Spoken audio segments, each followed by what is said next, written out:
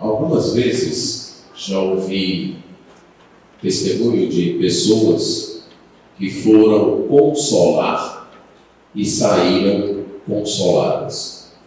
Foram dar forças a alguém que estava num momento de dificuldade, de tristeza, muitas vezes de enfermidade ou até alguém próximo à morte. E foram elas que saíram fortalecidas.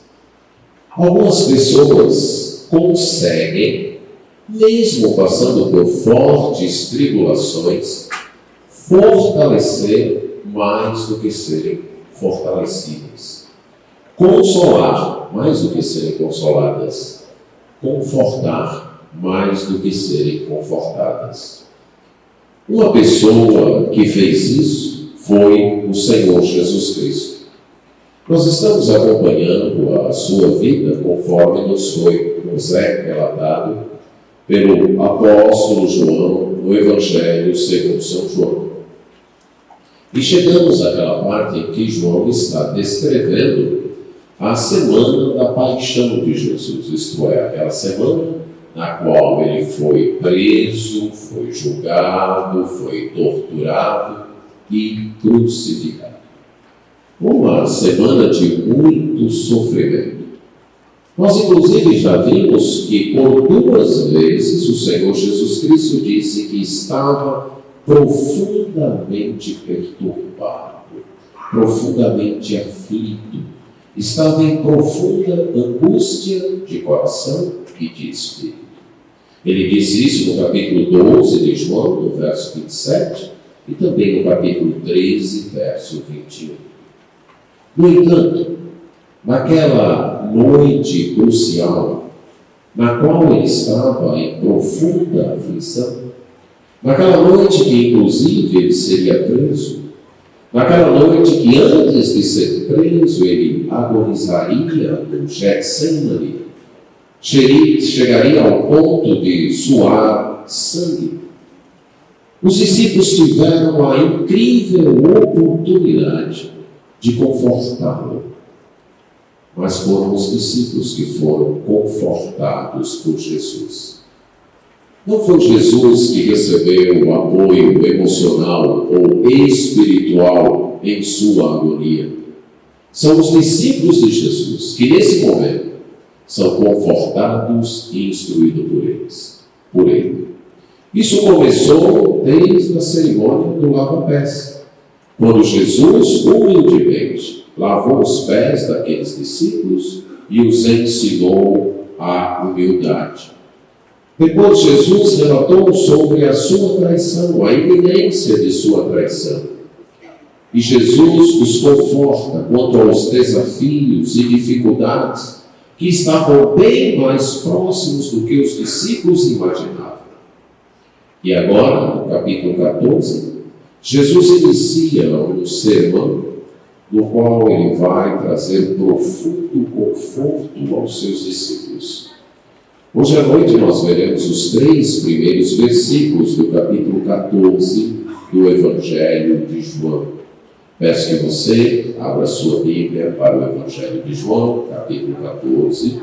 Leremos os versos 1 a 3. É Jesus falando aos seus discípulos. Se você está acompanhando as nossas exposições, você viu que nessa altura Judas Iscariotes já saiu, está apenas Jesus e os 11 apóstolos ali. Eles continuam em torno daquela mesa que era rente ao sol, eles continuam reclinados, Jesus na cabeceira, 5 discípulos de um lado e 6 do outro, ouvindo os ensinamentos de Jesus. Jesus sabe que daí a algum tempo, daí a poucas horas, ele será preso, ele será julgado e no outro dia crucificado. Ele já avisou os seus discípulos disso. E nesse momento ele diz o seguinte: não se turbe o vosso coração. Credes em Deus, crede também em mim. Na casa de meu pai há muitas moradas. Se assim não fora, eu vô-lo teria dito, pois eu vou preparar-vos lugar. E quando eu for e vos preparar lugar, voltarei e vos receberei para mim mesmo, para que, onde eu estou, estejais vós também. Vamos orar.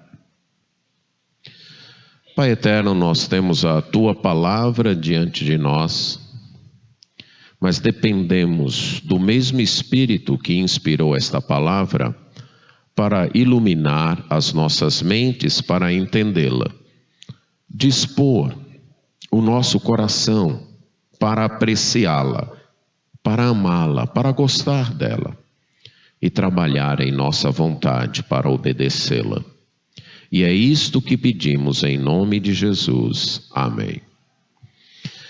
Jesus nos ensina que a solução para a perturbação é a confiança em Deus através de Jesus.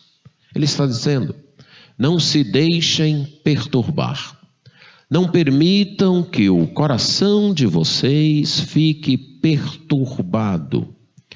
Parem de permitir que o coração de vocês leve vocês a uma turbação que os faça perder o controle. Qual seria o significado aqui de turbar, como Jesus diz? Não se turbe o vosso coração. Literalmente, esta palavra era utilizada para falar de algo que estava num estado de agitação, algo que estava agitado. Por exemplo, no Evangelho de João mesmo, no capítulo 5, verso 7, foi utilizada para as águas da piscina do tanque de Betesda que um anjo agitava, que um anjo então mexia. Então, turbar fala de algo que está agitado, que está num forte movimento. Em outros textos do Antigo Testamento, na versão para a língua do Novo Testamento, era utilizada para as ondas que estavam agitadas no mar, para quando o mar se levantava em agitação. Esse era o sentido literal. Num sentido metafórico, num sentido figurado, foi utilizada para as emoções, para quando o coração ficava agitado, quando o coração acelerava e ficava então assustado ou amedrontado. Então, Jesus está usando a palavra neste sentido, como se houvesse uma tempestade no coração, uma tempestade interior, uma comoção interior, no caso aqui, causada pela incerteza, pela confusão mental. A pessoa é pega de surpresa com certa informação ou com certo acontecimento e ela não sabe como reagir. E o seu coração fica em tumulto, o seu coração fica tumultuado, ela fica perturbada. A paz e a tranquilidade lhe escapam. Ela se vê como se estivesse no meio de uma tempestade. Agora, por que será que os discípulos estão aqui perturbados? É interessante que o Senhor Jesus Cristo, como eu já disse, nesse próprio contexto havia falado de sua perturbação. No capítulo 12, como eu mencionei, no verso 27, ele diz que a sua alma estava angustiada. E é a mesma palavra, a sua alma estava perturbada. E no capítulo 13, verso 21, diz: ditas estas coisas, angustiou-se. A mesma palavra. Perturbou-se Jesus em espírito. Jesus estava perturbado por uma razão. Agora, os discípulos não estão em perturbação pelas mesmas razões de Jesus. Jesus estava perturbado porque estava caminhando para a cruz, onde ele iria sofrer a dor infinita da punição divina, do justo juízo divino, por causa dos nossos pecados. Em Jesus, Deus estaria punindo os pecados do povo que ele havia decidido salvar, das pessoas que ele havia decidido salvar. E Jesus, então, está antecipando, visionando este sofrimento, e ele está em profunda dor em seu interior, porque antecipa este sofrimento. Além disso, a morte de cruz era uma morte vergonhosa, era uma morte para marginais, era uma morte para assassinos, e é esta morte que ele vai sofrer. É assim que ele será visto, que ele será considerado pelas pessoas. Além do intenso sofrimento físico desta morte, havia toda a vergonha que essa morte traria. E Jesus, então, está perturbado por causa disso. Além disso, Jesus sofreria a traição de um dos seus discípulos, a negação de outro discípulo e o abandono de todo o restante. Todos os discípulos o abandonariam, o deixariam sozinho. Jesus também está perturbado com isso. Mas, acima de tudo, Jesus está perturbado, angustiado por um outro abandono que ele também vai sofrer na cruz. É o abandono do Pai. Ele ficará, então, abandonado pelo Pai, sofrendo sozinho ali na cruz o justo juízo de Deus. Agora, os discípulos não estão perturbados por causa disso. Nenhum deles vai para a cruz. Nenhum deles vai receber a justa punição dos pecados, nem deles mesmos, ou seja, dos outros homens, não. A perturbação dos discípulos é porque eles estão confusos, eles estão incertos diante das palavras que Jesus lhes disse pouco antes. Lembrem-se, e nós falamos isso no domingo passado, que no verso 33 do capítulo 13, Jesus disse: meus filhinhos, ainda por um pouco estou convosco. Vocês vão me buscar, e o que eu disse para os judeus, eu digo agora para vocês. Para onde eu vou, vocês não podem ir. Então Jesus está dizendo, eu estou saindo, eu estou deixando vocês. Vocês vão me procurar e não vão me achar. Essa informação pegou os discípulos de surpresa. Lembrem-se que os discípulos estão seguindo Jesus na esperança ou na convicção de que Jesus é o Messias de Deus e que Jesus vai instalar o reino de Deus nesse mundo, que ele vai liderá-los para libertar o povo judeu do Império Romano e instalar o reino aqui. Inclusive, nessa mesma noite, os discípulos chegam a se perguntar e a disputar quem de nós vai ter os principais cargos da instalação do reino de Deus, quem de nós vai estar à direita e à esquerda de Jesus. E de repente eles ouvem esta informação de que Jesus vai embora e eles não vão acompanhar Jesus. Além disso, eles tinham recebido uma outra informação antes, que um deles iria trair Jesus. E receberam uma terceira informação. Pedro iria negar Jesus. Então esse grupo de informações que eles não esperavam, surpreendente, os deixam perturbados, confusos, até perplexos. Para onde o Senhor vai que a gente não pode ir com o Senhor?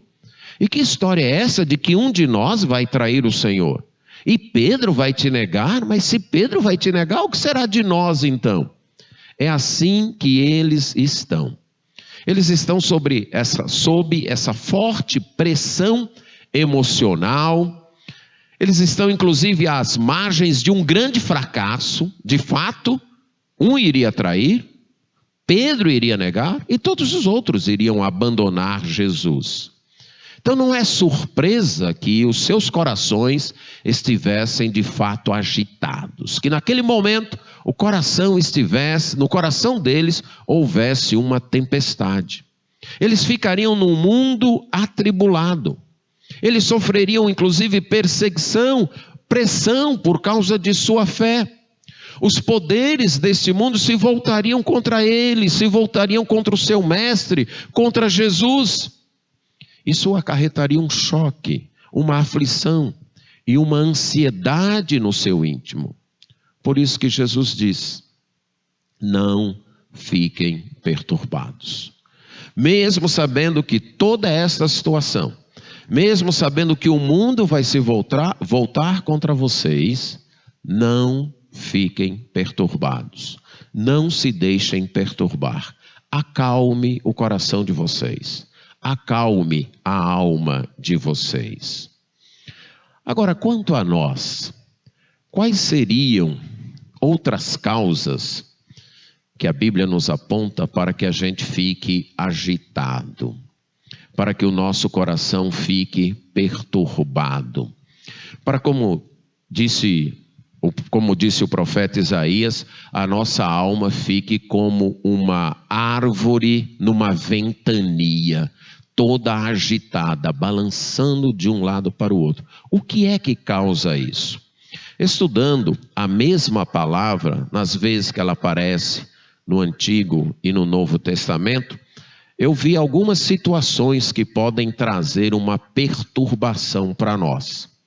Por exemplo, um fato, uma informação inesperada que a gente não consegue explicar.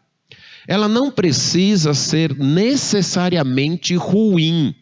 O fato de não termos a explicação, o fato de não conseguirmos a explicação para aquilo, já pode nos deixar perturbados. Por exemplo, o sonho que o faraó teve lá em Gênesis 41, que José vai interpretar, o sonho que o rei Nabucodonosor teve em Daniel capítulo 2, o sonho, a visão que o próprio Daniel teve, agora que ele narra no capítulo 7, foram informações dadas a estas pessoas, que elas não tiveram uma explicação, e diante da falta de explicação, elas ficaram agitadas, perplexas, elas ficaram confusas. Então, algumas vezes, a gente recebe uma informação que a gente não entende, que a gente não consegue processar, que não cabe dentro do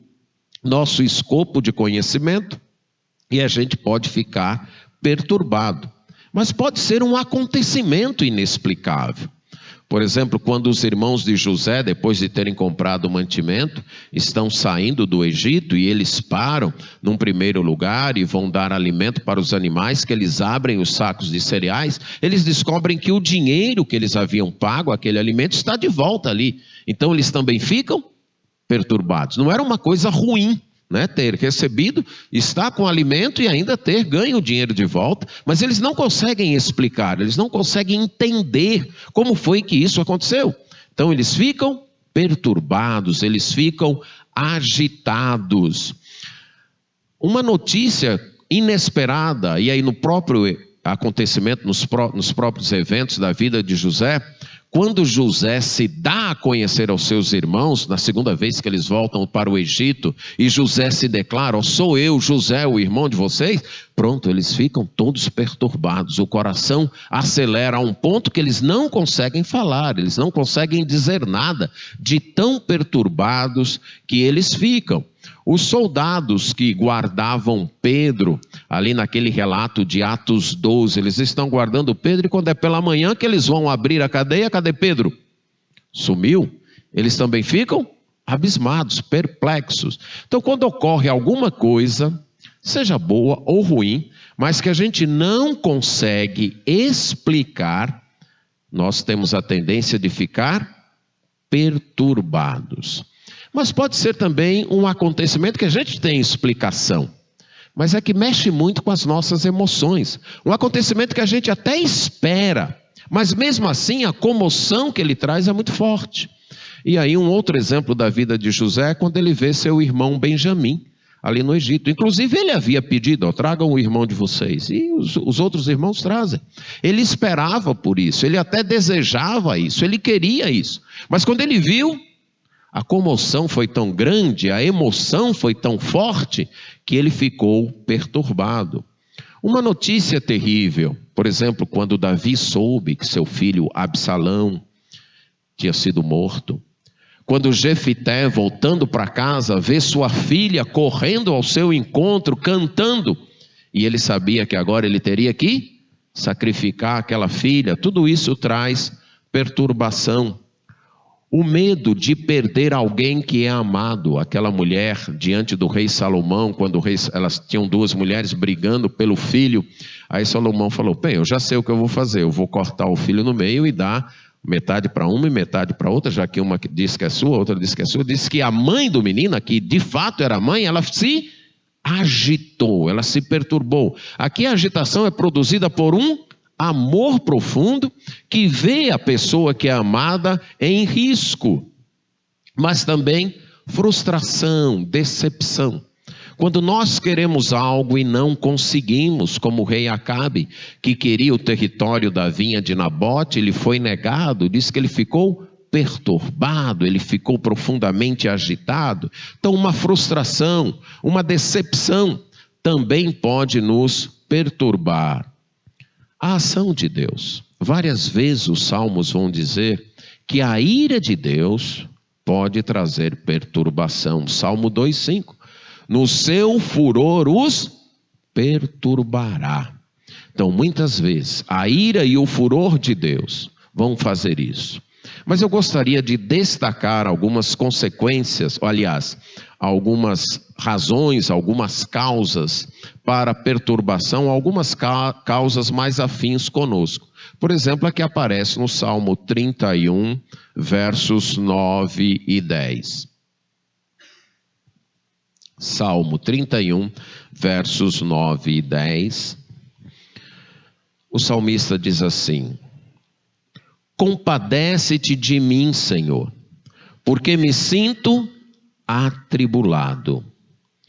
De tristeza os meus olhos se consomem, e a minha alma e o meu corpo. Gasta-se a minha vida na tristeza, e os meus anos em gemidos.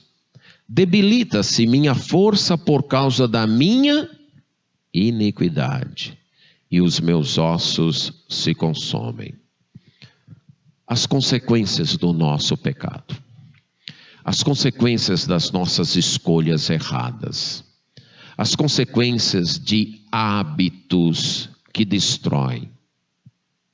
Isso pode nos perturbar, isso pode nos atribular, isso pode acelerar o nosso coração, isso pode causar um tumulto em nossa vida, isso pode causar uma tempestade, estilo um arrastão, que nos deixa confusos, perplexos e atribulados. As nossas escolhas erradas, os nossos pecados, podem nos levar a um tumulto na vida, podem nos levar a uma perturbação na vida. O pecado nunca irá dizer isso quando ele nos tenta. Ele sempre vai aparecer de forma bonita, agradável e prometendo coisas boas. Mas as consequências depois são perturbadoras, são destruidoras. E o salmista está dizendo isso. Eu estou perturbado, aqui traduzido como atribulado. Eu estou num tumulto dentro de mim, a minha alma não se aquieta, está agitada. E tudo isso por causa das minhas iniquidades. Mas também a ansiedade por ajuntar tesouros. Veja aí no capítulo 39 do mesmo livro, o livro de Salmos, Salmo 39, o verso 6.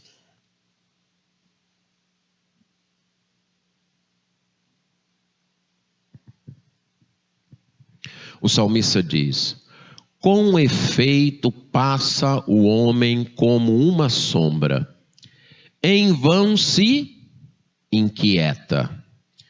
Aqui a palavra turbar na minha versão foi traduzido como inquietar.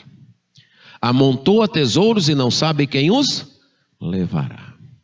A ansiedade de conquistar mais e mais, de ajuntar mais e mais, de conseguir mais e mais, de avançar até ali, e depois querer ir mais um pouco, e depois ir mais um pouco, e depois ir mais um pouco, e nunca se satisfaz, e nunca está contente, e nunca está satisfeito. Isso perturba, isso inquieta, isso agita a vida. Isso faz com que a vida se torne um redemoinho aí de correr para um lado, para o outro, de não encontrar descanso, de não encontrar tranquilidade, de não encontrar quietude. E o Salmo diz: isso é uma perturbação vazia, é uma perturbação que não conduz a lugar nenhum. Mas no livro de Provérbios, avançando aí um pouco mais, no capítulo 12, verso 25, vai dizer: a ansiedade no coração do homem o abate, literalmente o perturba, mas a boa palavra o alegra. A ansiedade faz isso. Se você sofre de preocupação, se você sofre de ansiedade, se você é do tipo que 10 dias antes do acontecimento já está vivendo ele, já está preocupado, já está sofrendo com ele, já está com medo, você experimenta isso. Como é que fica o seu coração? Calminho. É assim? Fica como? Fica literalmente como uma árvore no meio de uma ventania. Fica como um mar tempestuoso. Você fica inquieto, ansioso. Você não consegue se aquietar. E mesmo se você tem um temperamento mais tímido, que não expressa isso, mas dentro de você, só você e Deus sabe o vento que está, a tempestade que está, o tufão que está lá dentro, e o seu coração não se aquieta. A ansiedade também é perturbadora. A ansiedade, a preocupação também turba o nosso coração. Mas outro fator de turbulência é o senso de distância de Deus. É quando a gente se sente distante de Deus. Quando nós não conseguimos crer, sentir a presença de Deus. Veja o Salmo 42, verso 6. E aqui o salmista diz: sinto abatida, isso é, perturbada, dentro de mim a minha alma. E lembro-me, portanto, de ti nas terras do Jordão e no Monte Hermon e no outeiro de Mizar. Todo o contexto do Salmo está falando do salmista se sentindo distante de Deus, se sentindo longe de Deus, banido da presença de Deus, que naquela época era mediada pelo templo, pela presença no tabernáculo ou no templo. E ele está distante disso. E ele não consegue desfrutar da presença de Deus. E essa ausência de Deus deixa a sua alma perturbada, deixa a sua alma em tumulto. A mesma experiência é compartilhada no Salmo 77, nos versos 3 a 5. Salmo 77, agora um salmo de Asaf, versos 3 a 5. Ele diz: lembro-me de Deus e passo a gemer. Medito e me desfalece o espírito e me perturba. Não me deixas pregar os olhos, tão perturbado estou, que nem posso falar. Penso nos dias de outrora, trago à lembrança os anos de passados tempos. E novamente ele vive uma situação de tão intensa aflição, que é como se Deus estivesse esquecido dele, como se Deus o tivesse abandonado. E essa sensação de abandono, e essa sensação de Deus estar distante, o perturba tão profundamente, que o seu coração se agita, que o seu coração não consegue se acalmar. Mas também há perseguição, há opressão. Em 1 Pedro 3,14, o apóstolo Pedro falou da perseguição que aqueles que seguissem a Deus iriam sofrer. E ele até os adverte: não se deixem perturbar por isso. No livro de 1 Pedro, capítulo 3, verso 14, ele diz: mas ainda que venhais a sofrer por causa da justiça, vocês são bem-aventurados, vocês são abençoados. Não vos amedronteis, portanto, com suas ameaças, nem fiqueis alarmados. E aqui a palavra perturbado foi traduzido alarmado. Então há perseguição, quando você é perseguido, mesmo você fazendo o que é certo, mesmo você fazendo o que é correto, mesmo você estando agindo com justiça, e você é perseguido e você é oprimido, isso pode trazer uma perturbação, um sofrimento em seu coração, uma agitação. Há um texto que expressa tanto de forma literal como de forma figurada isso no Salmo 107. Salmo 107, nos versos 25 a 27, ele fala então de marinheiros mercantes que foram ao mar, e diz então que lá Deus fez levantar um vento tempestuoso que elevou as ondas do mar. Salmo 107, a partir do verso 25. Que elevou as ondas do mar. E que esses marinheiros subiram até os céus e desceram até os abismos. E aí você pode imaginar o movimento desse barco, né, no meio daquelas ondas turbulentas. Uma hora lá em cima e daqui a menos de um minuto, lá embaixo de novo. E diz que no meio destas angústias, desfalecia-lhes a alma. Andaram e cambalearam como ébrios, como se estivessem bêbados. E perderam todo o tino, e perderam toda a direção. Eventos na vida. Nós podemos ser pegos no meio de um redemoinho na vida, de uma tempestade na vida, que parece que a nossa vida não se aquieta, vai lá de cima, lá embaixo, e a gente não consegue estabilizar. E aí o coração fica assim também. A alma fica desta maneira. Mas também o ensino falso. Tanto em Atos 15, 24, os apóstolos escrevendo às igrejas dos gentios dizem que eles foram perturbados por um falso evangelho, perturbados por um falso ensino. E o apóstolo Paulo em Gálatas 1:7 e 5:10 vai falar a mesma coisa. O falso evangelho, o falso ensino também perturba. Então essas são coisas que podem nos perturbar, que podem tirar a paz, tirar a alegria, produzir em nosso coração esse tipo de turbação. Quais são os efeitos que isso acarreta? Como nós ficamos quando perturbados? O coração parece que sai de centro, né? A gente tem uma expressão, é como se ele quisesse sair pela boca, né? Ele fica tão agitado, é como se ele fosse saltar para fora de nós, certo? Ele se acelera. Umas outras expressões que a gente usa, eu fiquei em suspenso, ou o chão me fugiu dos pés. Então a gente fica numa situação de completa insegurança, perdidos, sem saber o que fazer.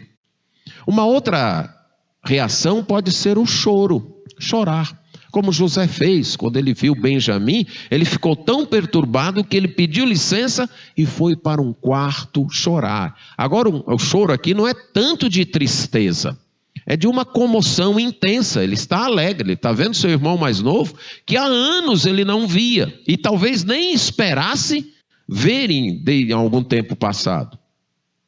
Mas pode ser um choro também de imensa tristeza. Davi, como eu mencionei, quando ele soube que o seu filho Absalão havia sido morto, ele sobe para um quarto em cima e ele chora com tal intensidade que toda a vila ouve o choro, a angústia do rei Davi.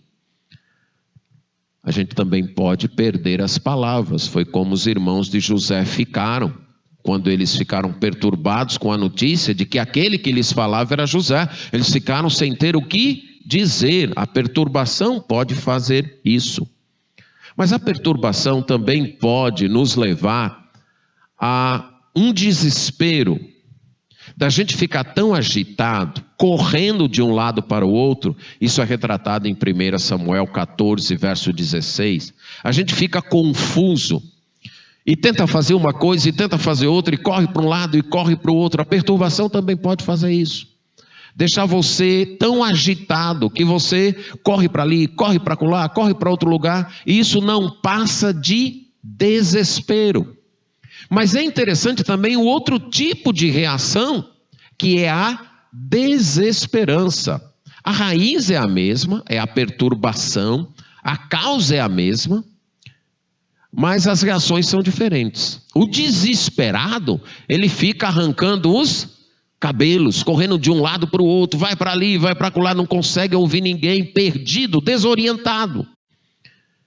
Já o desesperançado, ele fica paralisado, não consegue agir, perde as forças. É interessante a linguagem que a Bíblia utiliza para isso. No Salmo 48, 5 e 6, a ideia de alguém que ficou paralisado, que gostaria inclusive de fugir, de ir embora, de encontrar um lugar distante, porque ela não quer enfrentar a situação. Em Abacuque 3,16 fala de alguém que fica tão paralisado e tão tremendo que os joelhos ficam batendo um no outro. São reações nem sempre as mesmas, mas há um tipo de reação que chega bem perto do que nós chamamos de depressão, um desgosto pela vida, a perda do apetite. Como nós lemos no Salmo 42,6, um abatimento da alma. A pessoa não tem mais interesse, a vida perdeu o encanto, a vida perdeu a cor. Ela agora não se interessa mais, não luta mais pela sua própria vida. No Salmo 77,4 fala inclusive da perda do sono. Ela perdeu o apetite, ela perdeu o gosto pela vida, ela perdeu o sono, ela não se interessa mais. Há uma debilidade física, inclusive. Veja o Salmo 6, como é descrito em cores bem vívidas. O que a perturbação pode fazer? Salmo 6, os versos 2, 3 e 7.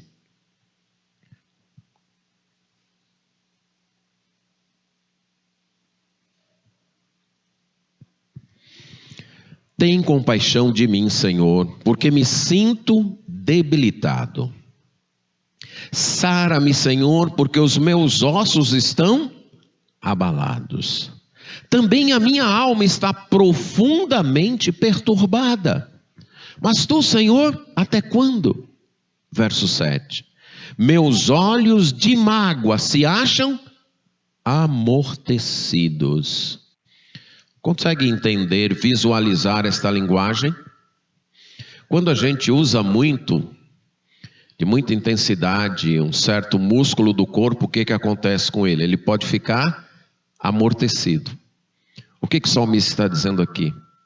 Ele chorou tanto que os seus olhos estão amortecidos.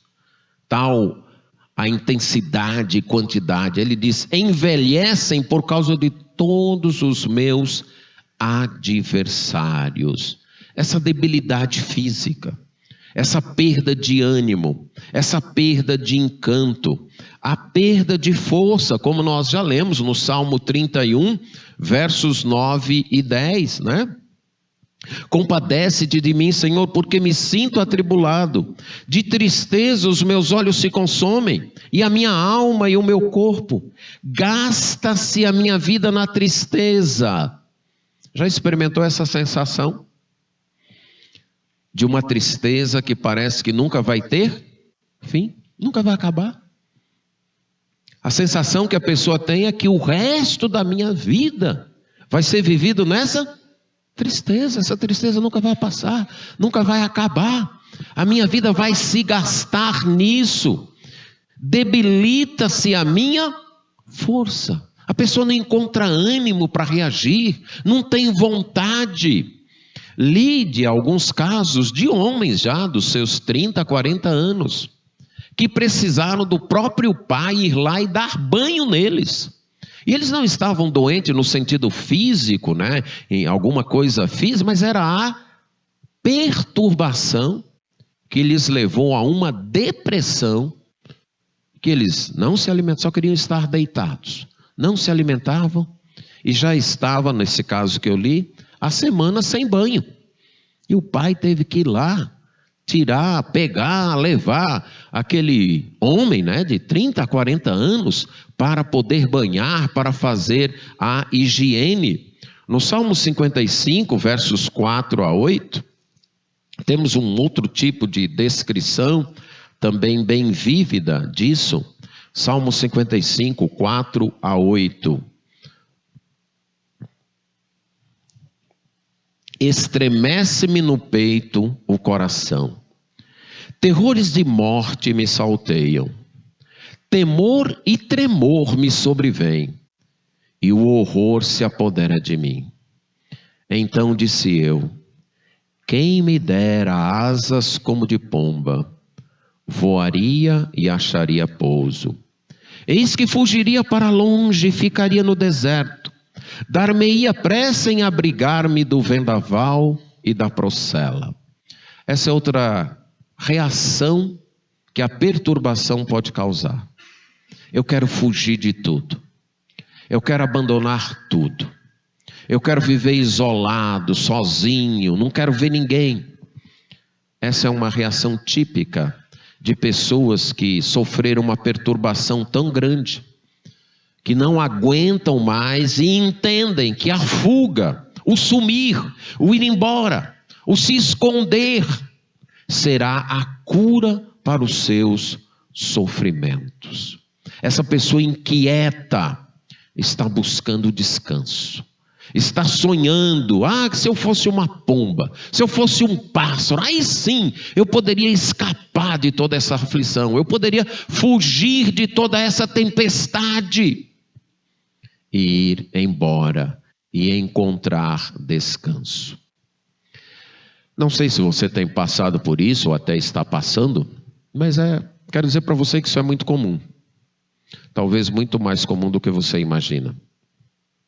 Quando a gente está passando por uma situação dessa, a tendência é achar que é só com a gente, que é só a gente, que ninguém mais tem isso. Mas lembre-se, não por esses motivos, lembre-se disso, não por esses motivos, mas o Senhor Jesus experimentou isso. Ele passou por isso. Lembre-se que ali diante do túmulo de Lázaro, quando viu Maria chorando, a palavra utilizada foi a mesma. Ele ficou perturbado, agitado. Seu coração se agitou em ver a tristeza, em ver a dor, em ver toda a ruína que o pecado havia causado nesse mundo. E quando ele antecipou o próprio sofrimento dele, ele também ficou assim. Então não tenha vergonha de admitir. Não busque a fuga, não vai resolver. Não busque o isolamento, ficar sozinho, não querer compartilhar com ninguém, isso também não vai resolver. Isso pode aprofundar o teu abismo, aprofundar o teu poço. Também não queira disfarçar isso. Quantas pessoas procuram disfarçar isso? Com farra, com festa, com alegria efêmera. Está perturbado, está agitado. E tenta acalmar esta agitação como tomando alguma coisa, ou bebendo alguma coisa, ou uma alegria efêmera, passageira. É como tomar uma aspirina para uma dor causada, por exemplo, por um câncer. Vai resolver? Não. Pode até disfarçar. Pode até camuflar. Mas esse é o perigo. Camufla, você pensa que ficou bom, mas no outro dia a dor vem com intensidade ainda maior. Não se atire num desespero de correr para um canto, correr para o outro, buscar isso. Também não resolve. Vai aprofundar. Nem o desespero, nem a desesperança são as soluções para isso. Para a perturbação que nos acarreta. E qual é a solução? O que Jesus disse, voltando para João 14? Não fiquem perturbados. Façam o quê? Creiam em Deus, creiam também em mim. Jesus está dizendo, confiem em Deus através de mim.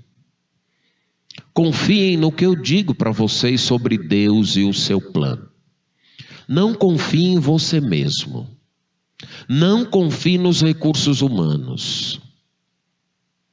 Para as perturbações da vida, os remédios humanos são ineficazes. Para as perturbações da alma, os remédios humanos podem dar um alívio temporário, mas eles não curam. Muitas vezes eles são necessários. Eu sempre me lembro de um pastor que falou de crises e depressão intensas que ele tinha. E aí ele falou dos remédios, e ele comparou os remédios ao macaco num carro.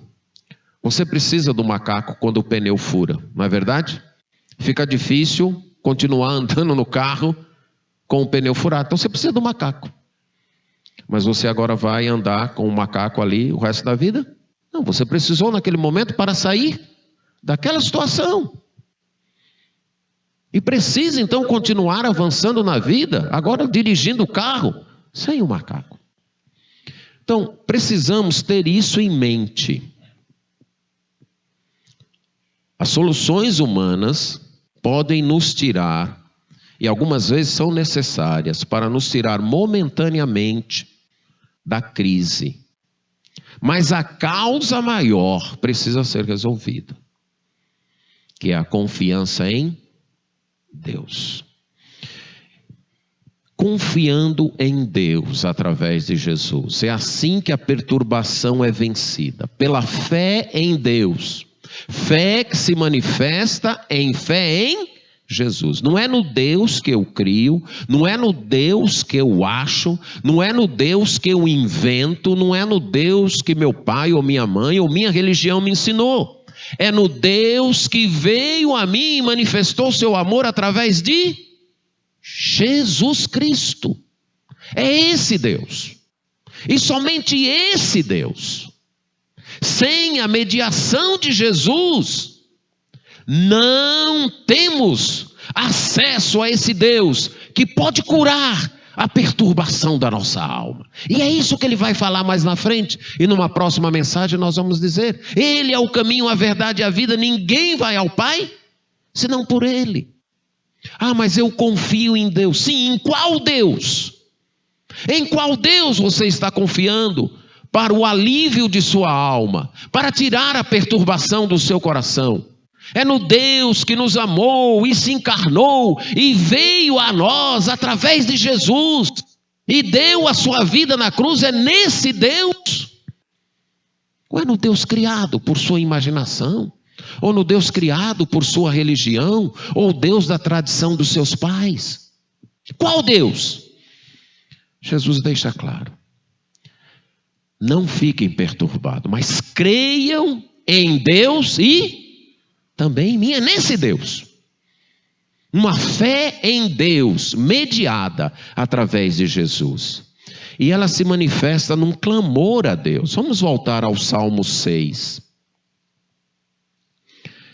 O que o salmista faz nesse momento de perturbação? Ele clama. Veja o que ele diz no verso 2. Tem compaixão de mim, Senhor. Clame a Deus. Ore. Se não tem força para mais nada na tua perturbação, clame a Deus. Se não consegue articular as palavras, articule aquelas palavras que outros já fizeram e inspirados pelo Espírito Santo. Como se faz isso? Pegue um salmo como esse, e diga para Deus. Leia o salmo para Deus como se fossem as suas palavras. Tem compaixão de mim, Senhor. Naqueles momentos de desespero em que você não consegue dizer mais nada, repita isso sinceramente a Deus. Senhor, tem compaixão de mim. Senhor, tem misericórdia de mim. Senhor, me cura, me sara, eu estou aflito, os meus ossos estão abalados, a minha alma está perturbada. Volta-te, Senhor, livra a minha alma, salva-me por tua graça. Clame a Deus, levante sua voz para Deus, não fique curtindo, abafando a sua dor, e nem tampouco desabafando com quem não vai ajudar. Muitas vezes as pessoas nesse desespero correm para um, correm para outro, e só fazem é espalhar o seu sofrimento, e não chegam para Jesus. Como diz o hino, em Jesus, amigo, temos mais chegado que um irmão. Ele manda que levemos tudo a Deus em oração. Ó que paz perdemos sempre. Ó que dor no coração, só porque nós não levamos tudo a Deus em oração. Essa confiança em Deus através de Jesus vai se manifestar no clamor, vai se manifestar na oração. Ah, mas eu não sei o que pedir. Deixa eu lhe dar esse conselho. A depressão é curada antes. A perturbação é curada antes. É curada quando a gente está bom. Quando você está bom, você lê a Bíblia, lê os Salmos e seleciona aqueles textos que falam ao seu coração e deixa ali. Deixa ali prontinho. E quando a depressão chegar, o que é que você faz? Pega e começa a falar aqueles salmos para Deus. Porque na hora que a gente está para baixo, nem cabeça a gente tem para ir para a Bíblia, não é verdade? Então já deixa selecionado. Deixa ali guardado em cartõezinhos. E aqueles que sofrem disso e são mais perceptíveis, conseguem até detectar a voz da depressão ainda longe, não é verdade? Tem alguns que conseguem perceber ela está se aproximando. Pronto. Não deixa ela chegar. Pegue e vá falar estes versículos para Deus. Clame a Deus nestas palavras.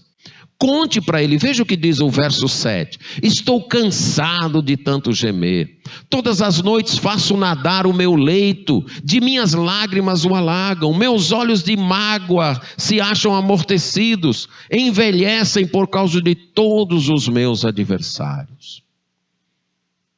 Clame a Deus. Conte para Deus. Vamos voltar ao Salmo 55.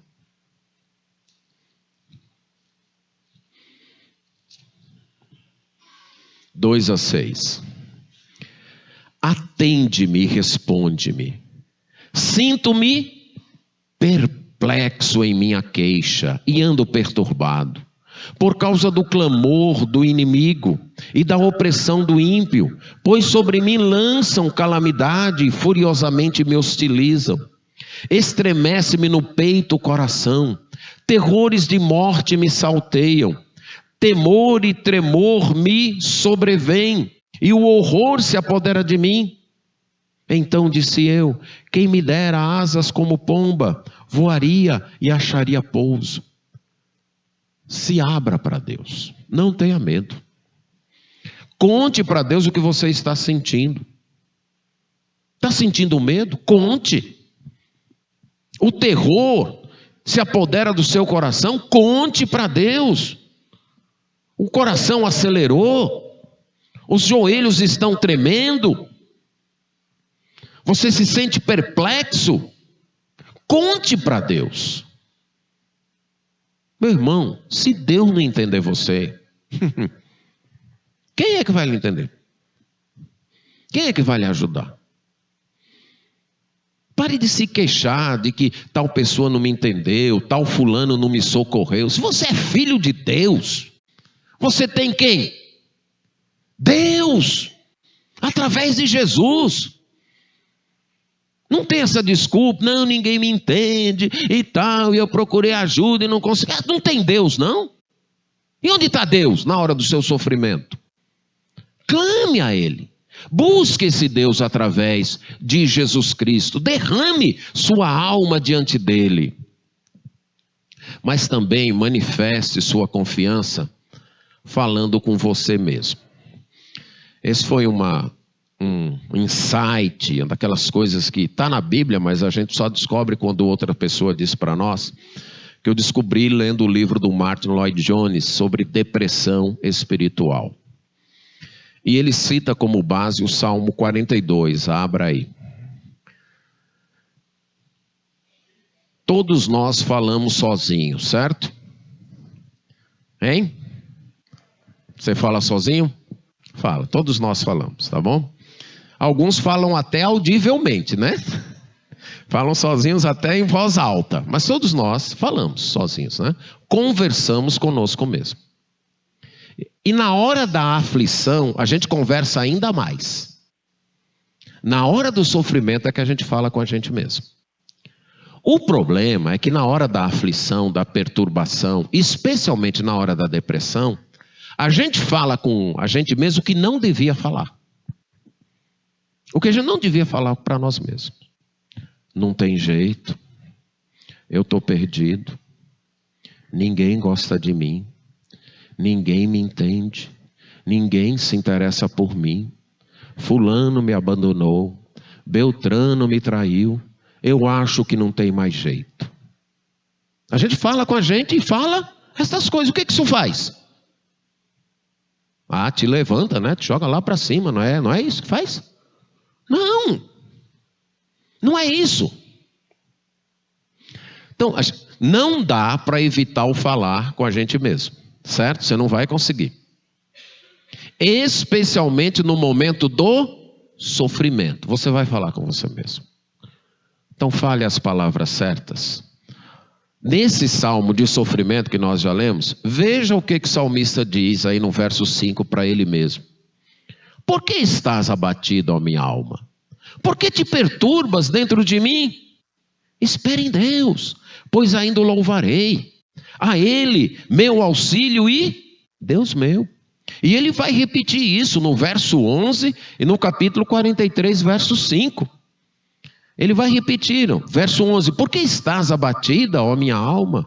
Por que te perturbas dentro de mim? Espera em Deus, pois ainda o louvarei. A Ele, meu auxílio e meu Deus. Fale isso para você. Então creia em Deus através de Jesus. E manifeste essa fé clamando a Deus. Manifeste essa fé contando o seu problema para Deus e manifeste essa fé reafirmando as promessas de Deus para você mesmo. Converse com sua própria alma. Reafirme novamente, tenha lá separado textos sobre as promessas de Deus. Aquelas promessas da Bíblia. Coloque, escreva num cartão, deixe lá. E na hora que o desânimo chegar, que a desesperança, que o abatimento, que a depressão chegar, vá lá e diga para você mesmo. Recite esses versículos para você mesmo. Diga isso. E se possível, cante. Como é que Saul ficava aliviado do sofrimento? Quando Davi, da perturbação, tocava. Eu gosto de uma canção do Estênio Márcios, Acordo. E ele, para mim, ele retratou bem isso que é dito nos Salmos. Puxa uma cadeira, minha alma, que eu quero te perguntar. Por que me roubas a calma e botas tristeza no olhar? Vamos entrar num acordo, vida tranquila viver. Lembra daquilo que o mestre falou? A minha graça te basta. Essa é uma música, para mim, pelo menos de beleza ímpar, né? Pela maneira poética, ele diz, ele dizendo para a sua própria alma, puxa uma cadeira, senta aí. Vamos conversar. Vamos ter um diálogo nós dois. Eu e você, minha alma. Por que você está perturbada? Por que está toda essa tristeza no teu olhar? Por que isso? Lembra do que o mestre falou, a minha graça te basta. Vamos entrar num acordo?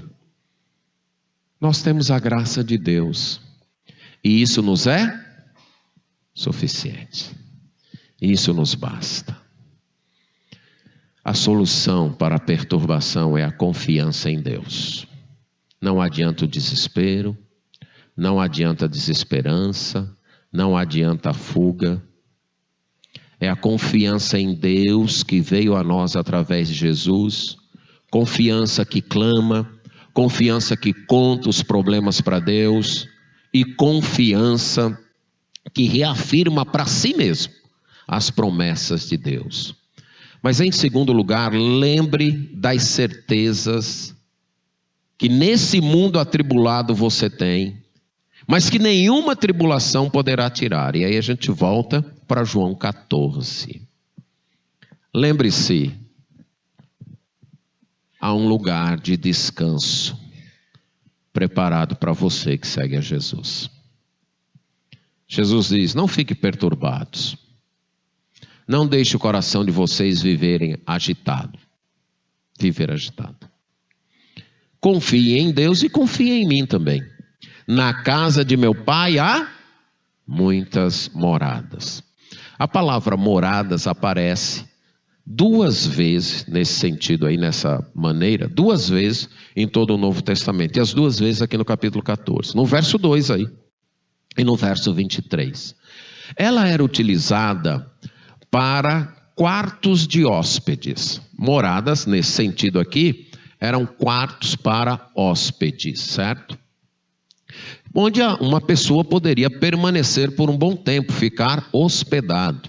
Era utilizada, por exemplo, para hospedarias numa estrada, para viajantes. A pessoa viajava durante o dia todo e aí tinha uma hospedaria. Então aquilo era chamado de uma morada. Haveria um quarto para ela pernoitar. Em outras palavras, um quarto para ela descansar. Não é bonito Jesus usar esta linguagem? É como se ele dissesse: na casa de meu pai tem suítes para vocês descansarem. Não fiquem perturbados. Não se deixem abalar. Não se deixem agitar. Na casa de meu pai tem muitos, mas muitos quartos para vocês descansarem. Com isso, Jesus também quer dizer que o nosso tempo aqui é transitório, é provisório. Usando uma linguagem, uma expressão que eu aprendi quando trabalhei aqui no sertão do Ceará, nós estamos aqui passando uma chuva. Só estamos aqui passando uma chuva. Não vamos viver para sempre aqui. Certo? Por mais que você viva aqui, 100 anos? É muito? É? Mas ainda é pouco tempo, ou não é? Não é? Nossa casa não é aqui. A perturbação aqui é normal. Fatores para nos perturbar nesse mundo é normal. Não espere o céu aqui. Não tem céu na terra.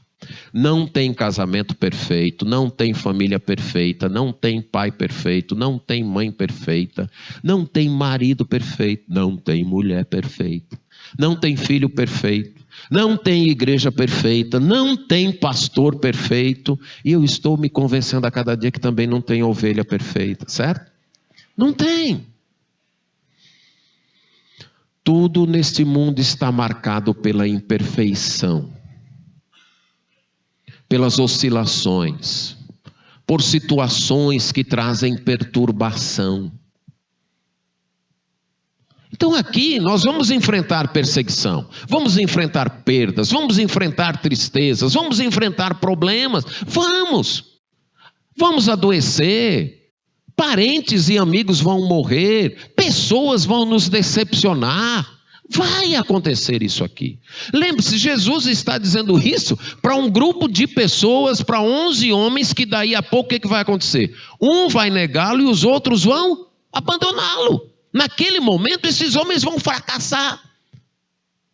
Mesmo assim, Jesus está dizendo, não fiquem perturbados não. Confiem em Deus e confiem em mim. Na casa de meu pai tem lugar para você descansar. Na casa de meu pai há lugares para descanso. Há uma casa especial. A fé em Jesus tem um lar. E não é aqui. Esta deve ser a principal razão para você crer em Cristo. Muito da nossa decepção com Jesus não é culpa de Jesus. Nenhuma da nossa decepção, nenhuma da nossa decepção com Jesus é culpa de Jesus, é culpa nossa, das nossas falsas expectativas. Então tem gente seguindo Jesus para consertar o casamento. Tem gente seguindo Jesus para Deus dar um jeito nos filhos. Tem gente seguindo Jesus para uma cura física. Tem gente seguindo Jesus para a prosperidade financeira. E deixa eu dizer, Jesus pode dar tudo isso. Jesus pode consertar teu casamento. Jesus pode te curar. Jesus pode resolver teus problemas de doença, dar prosperidade. Pode fazer tudo isso. Mas essa não é a missão principal dele. Sabe qual é a missão principal dele? Te levar para o céu. Essa é a missão principal dele. Te levar para o céu. Quando sua vida aqui acabar, ele te levar para uma dessas suítes na casa do Pai, para você descansar. Então, se você está seguindo Jesus, se você está atrás do Evangelho, apenas por causa dos bens temporais que o Evangelho pode dar, deixa eu dizer, você vai quebrar a cara. Porque uma hora ou outra, as coisas não vão acontecer do jeito que você espera. E aí você vai ficar com raiva de Deus. Mas se você está seguindo Jesus, porque sabe que a vida aqui, por melhor que ela seja, ainda não é boa o suficiente para você. E por isso você segue a Jesus para ir para o céu. Aí sim, aí você nunca vai se sentir decepcionado. Porque na casa do Pai, ele diz, tem muitas moradas. Ele garante, isso é certo. Se assim não fosse, eu teria contado para vocês. Confiem em mim. Se não fosse desse jeito, note o que Jesus está reafirmando aqui. Olha, na casa de meu Pai há muitas moradas, não são poucas. E se não fosse assim, eu já teria dito para vocês que não era desse jeito. Mas se eu estou dizendo é porque é assim. Tem muitos, tem lugar suficiente. E querem saber por que eu estou indo embora? Eu estou indo embora para preparar lugar. Alguns veem aqui uma espécie de incoerência. Tem lugar ou não tem? Tem morada ou não tem? Tem. E o que Jesus está indo preparar? Pronto. Se eu chegasse para você e dissesse, lá na minha casa tem um quarto de hóspedes para você. Mas se você for para lá, me avise antes para eu preparar. Tem alguma incoerência nisso? Tem. Não, o quarto está lá. Mas para receber você, eu vou ter que arrumar algumas coisas. Estão entendendo? Então não há nenhuma incoerência. Inclusive na própria linguagem bíblica, no Evangelho de Marcos 14:15, Jesus, quando manda os discípulos preparar o ambiente para a Páscoa, para esse momento que ele está aqui, ele diz, olha, vocês vão falar com tal pessoa e vocês vão encontrar uma sala toda preparada. Preparem a Páscoa ali. Como é, Jesus? Já está preparada ou é para a gente preparar? O lugar está preparado. Mas habilitar para a celebração da Páscoa, isso vocês vão fazer. Já tem lugares amplos suficientes no céu. Mas precisam ser habilitados para nós. E sabe como foi que Jesus fez isso? Ele disse, eu vou preparar lugar. E saindo dali ele foi para onde? Para a cruz. Parte do preparo. Sem a cruz, poderia ter o lugar, poderia ter bilhões de lugares no céu. Sem a cruz de Jesus, alguém ia para lá? Iria? Não. E sem a ressurreição? Também não. Entende o que Jesus quis dizer? Eu vou preparar? Foi indo para a cruz, pagando o preço do nosso pecado, pagando o preço da nossa purificação, pagando o preço da limpeza da nossa alma, fazendo um sacrifício suficiente para satisfazer a justa exigência de Deus quanto aos nossos pecados, quanto à nossa desobediência. Ele morreu e ressuscitou. E assim, ele preparou o lugar.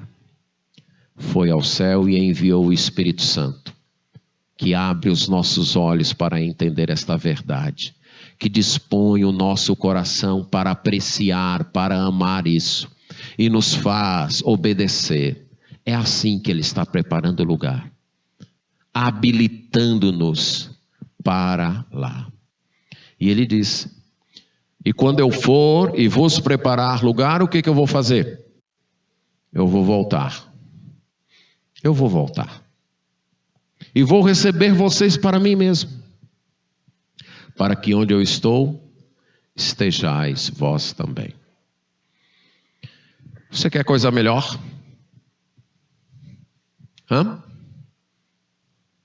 Quer? Um lugar no céu para você descansar? A promessa de que através da obra de Cristo, morte, ressurreição, ascensão e envio do Espírito Santo, nós estamos sendo preparados para lá. E a promessa de que Ele vai voltar e vai nos tomar para Ele.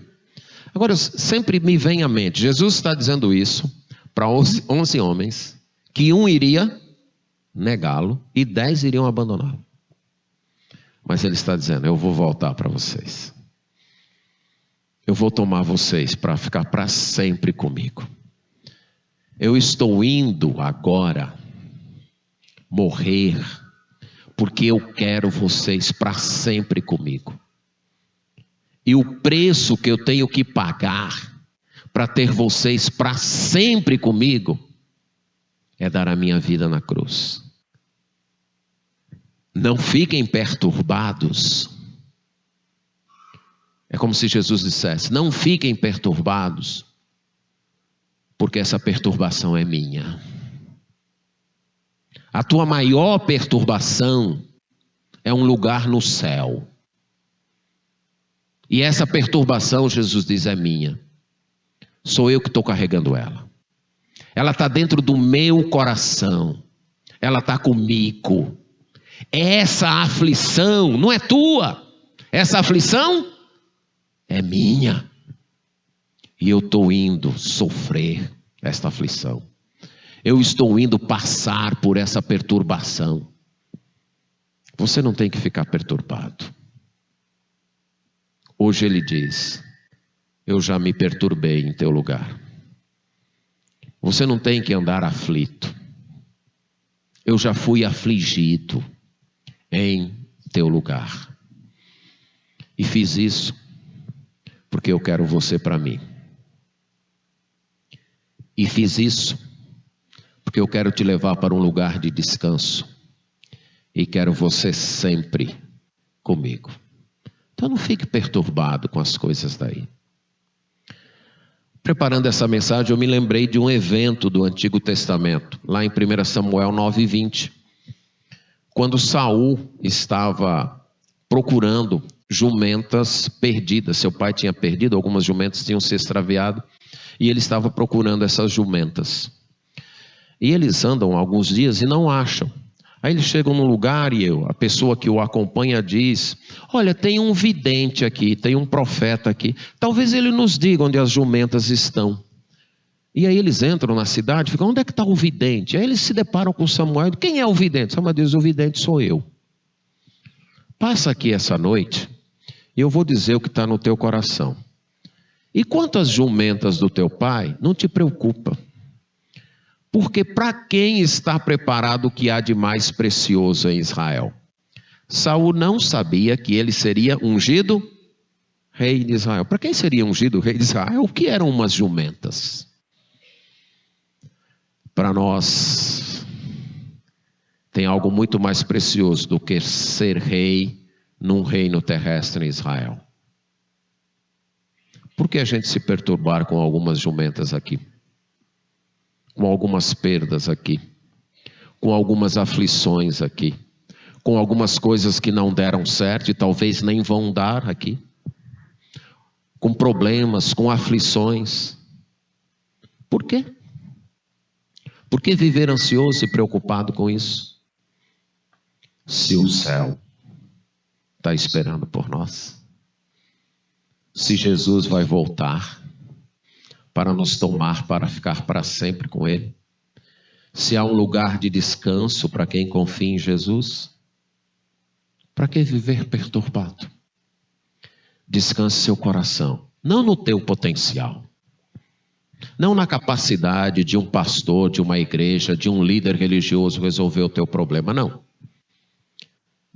Descanse o teu coração em Jesus Cristo. Não descanse o teu coração na expectativa de que um dia teu marido vai mudar, tua mulher vai te amar mais, teu filho vai melhorar. Não. Não descanse nisso, não. Descanse o teu coração naquele que deu a vida por você, ressuscitou, foi ao céu e um dia vai voltar para te ter para Ele e para te levar para esse lugar eterno de descanso. Não se perturbe, descanse nisso. Amém.